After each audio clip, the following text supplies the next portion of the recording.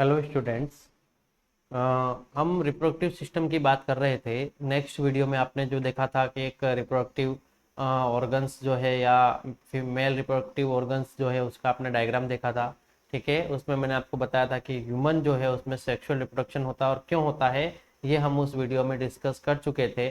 तो आज हम अभी डिटेल में पढ़ेंगे इस वीडियो में कि किस तरीके से जो है वो रिप्रोडक्टिव सिस्टम, मेल का जो रिप्रोडक्टिव सिस्टम है उसमें कौन कौन से पार्ट्स होते हैं और वो किस तरीके से फंक्शन करता है। ठीक है, तो ध्यान से पढ़िएगा। देखिए यहाँ पर हम बात कर लेते हैं मेल रिप्रोडक्टिव सिस्टम, ये दूसरा डायग्राम है। ठीक है, हम भी जो है वो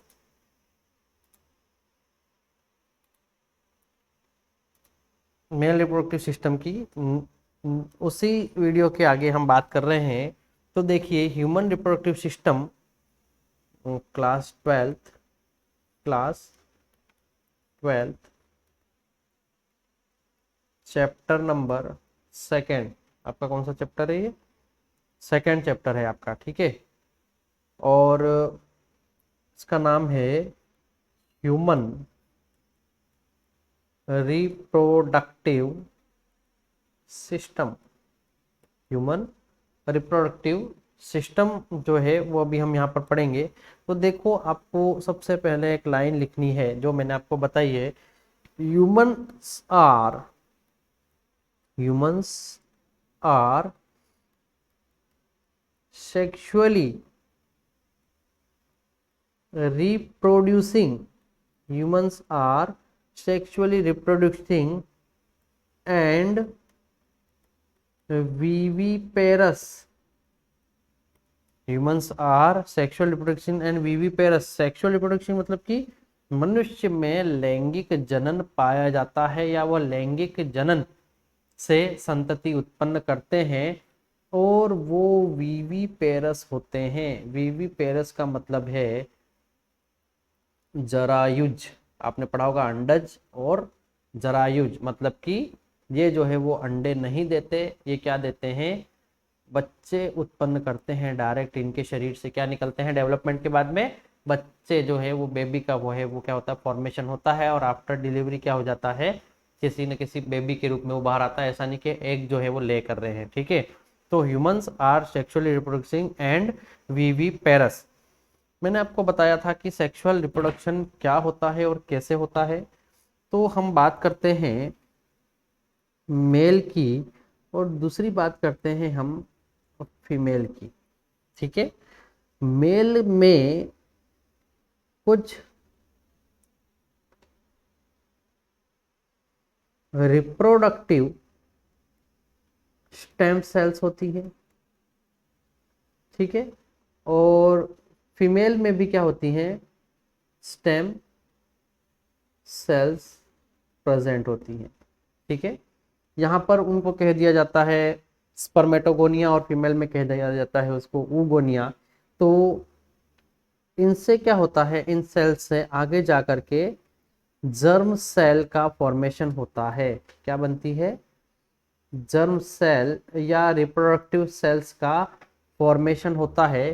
तो ये जो स्टेम सेल्स हैं ये किस में चली जाती हैं? मियोटिक डिवीजन होता है इनमें। कौन सा होता है? मियोटिक डिवीजन, मतलब कि इसमें मियोसिस होता है। यहाँ पर क्या होता है? Meiotic division.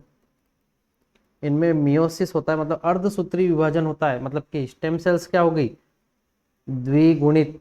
तो पता ही होगा आपको, ये हो गई 2n और ये भी स्टेम सेल्स कैसी हो गई? 2n हो गई।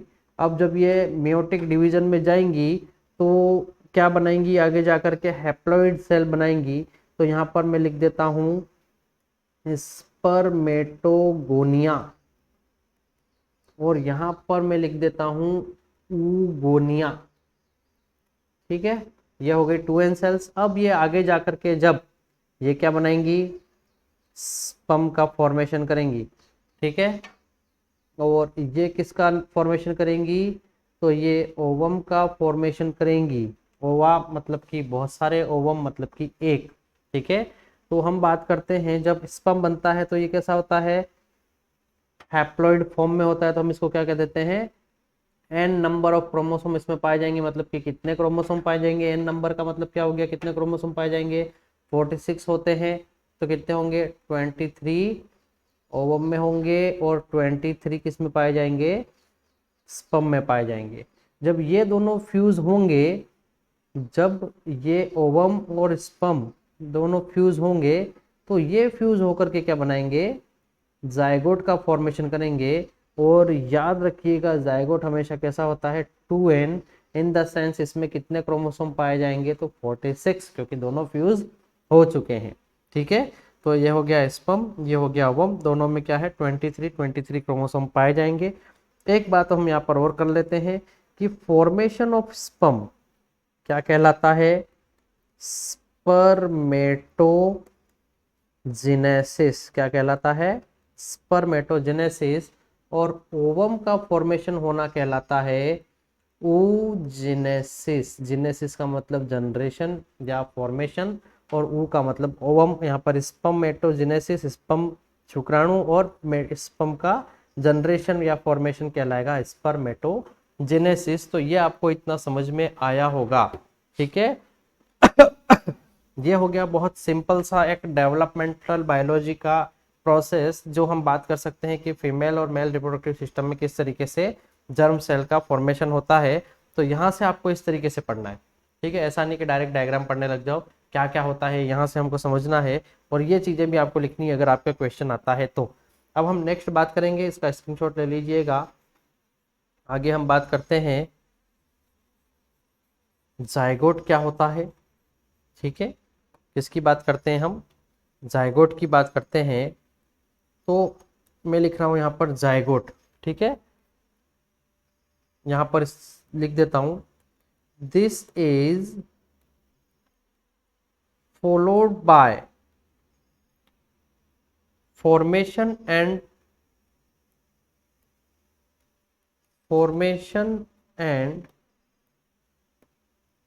Development of blastocyst. देखिएगा यहाँ पर जायगोट बन जाने के बाद की प्रोसेस की बात कर रहे हैं हम, किसकी, जायगोट बन जाने के बाद की बात कर रहे हैं। तो जायगोट तो बन गया, अब जायगोट में क्या होगा, कोशिका विभाजन होता है, हम उसको कहते हैं सेल डिवीजन। और सेल डिवीजन से क्या बनता है, एक ब्लास्टोसिस्ट बन जाती है, और ब्लास्टोसिस्ट से आगे जाकर के एम्ब्रियोनिक डेवलपमेंट होता है। अब ये ब्लास्टोसिस्ट क्या हो जाएगी, जैसे कि जायगोट है, जहां पर फर्टिलाइजेशन होगा वहां पर तो क्या होगा, जायगोट होगा। और जायगोट कहाँ चला जाता है, फिर यूट्रस में चला जाता है। यूट्रस में जाने के बाद में क्या बन जाती है, एक ब्लास्टोसिस्ट बन जाती है। और ब्लास्टोसिस्ट क्या होती है, फिर ब्लास्टोसिस्ट किससे, यूटेराइन वॉल से, किससे, अटैच विथ, यहां पर मैं लिख रहा हूं अटैच विथ यूटेराइन वॉल। और यूटेराइन वॉल से क्या हो जाएगी, ये जुड़ जाएगी। और वहां पर अटैच हो जाने के बाद में फिर क्या स्टार्ट होता है, नेक्स्ट एम्ब्रियोनिक डेवलपमेंट। एम्ब्रियोनिक मतलब कि जो भी एम्ब्रियो मतलब कि भ्रूण के अंदर, उसका डेवलपमेंट स्टार्ट, बेबी बनना स्टार्ट हो जाता है, एम्ब्रियोनिक डेवलपमेंट यहाँ पर स्टार्ट हो जाता है। और एम्ब्रियोनिक डेवलपमेंट पूरा हो जाने के बाद में, सभी जीवों में अलग अलग टाइम पीरियड होता है, यहाँ पर 9 मंथ का होता है, आपको पता होगा। तो आफ्टर 9 मंथ यहाँ पर क्या होगा, delivery of the baby. Baby जो है वो बाहर आ जाएगा, और इसको कहते हैं पर्चुरेशन। क्या कहेंगे इसको, पर्चुरेशन की प्रोसेस कहते हैं। ये आपको साइंस में वर्ड याद रखने हैं। अगर आपके क्वेश्चन आ जाए व्हाट इज पर्चुरेशन, तो after embryonic development delivery of the baby is referred to as पर्चुरेशन।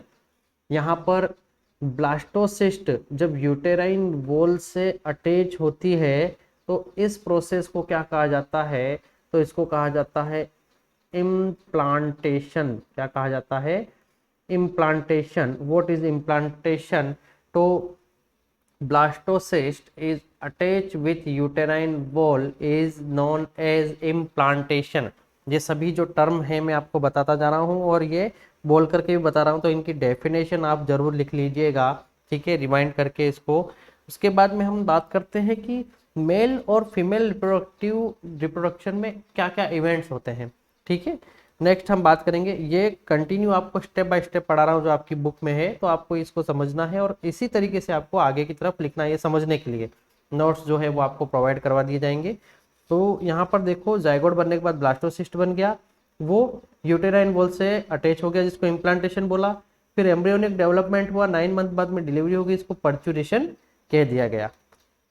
अब आगे की बात करते हैं, reproductive events. Reproductive events, events का मतलब होता है रिप्रोडक्शन के टाइम पर होने वाली प्रक्रियाएं या प्रतिक्रियाएं। रिप्रोडक्टिव इवेंट्स क्या होती हैं? Different in male and female. Male और फीमेल में रिप्रोडक्टिव इवेंट्स जो हैं वो अलग अलग होते हैं। तो सबसे बड़ा रीज़न मैं आपको बता देता हूँ, मेल में स्पर्मेटोजेनेसिस, क्या? मेल में स्पर्मेटोजेनेसिस या स्पर्म बनने की प्रोसेस या शुक्र जनन इसको हिंदी में कहा जाता है।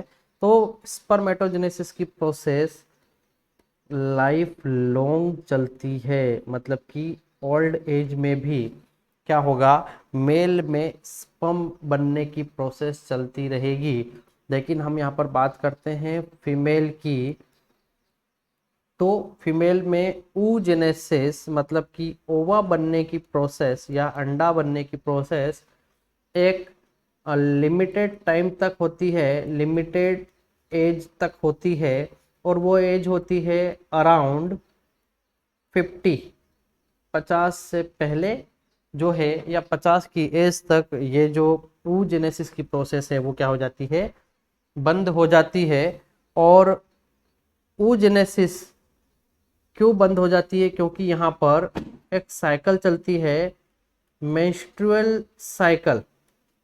मेंस्ट्रुअल साइकिल यहाँ पर चलना बंद हो जाती है, जिससे ओवा का फॉर्मेशन जो है या oogenesis का जो प्रोसेस है वो क्या हो जाता है, बंद हो जाता है, ठीक है।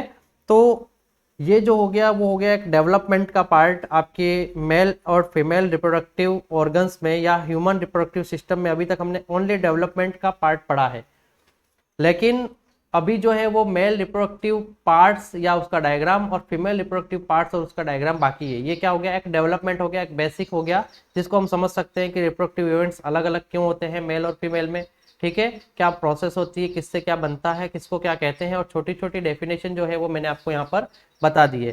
तो नेक्स्ट हम बात करेंगे ऑर्गन्स के बारे में, रिप्रोडक्टिव ऑर्गन्स के बारे में, और वहां पर हम डायग्राम देखेंगे कौन सा डायग्राम आपको बनाना होता है, ठीक है।